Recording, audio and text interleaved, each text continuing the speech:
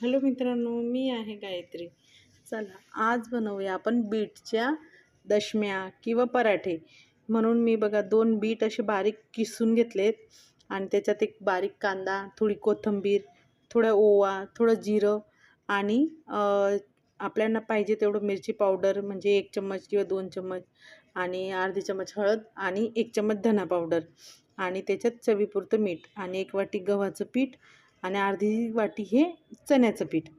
हे चांगलं असं मिक्स करून घेतलं मी आणि याला चांगलं आपलं नॉर्मल जसं चपातीचं पीठ मळतो तसं याला मळून घेतलं आणि अशा बारीक अशा लाटून घेतले हे बघा.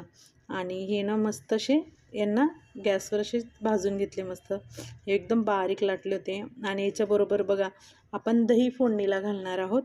म्हणून बघा मी एक टोप ठेवला गॅसवर आणि त्याच्यात त्यांना थोडं तेल, थोडं असं ना जिरं टाकलं आहे आणि मग एक कांदा, तर थोडा कढीपत्ता आणि थोडी कोथिंबीर अशी त्याच्यात लाल करून दिली आणि थोडं मी त्याच्यात हे टाकलं लसूणही त्याच्यात चांगलासा तळू दिला आणि मग थोडं मिरची पावडर आणि थोडी हळद टाकून चवीपुरतं मीठ टाकून चांगलं त्याला तडका तयार करून घेतला आणि मग मी याच्यात दही हे टाकून दिलं आणि थोडं चांगलं असं उकळू दिलं याला हे घट्ट होईपर्यंत.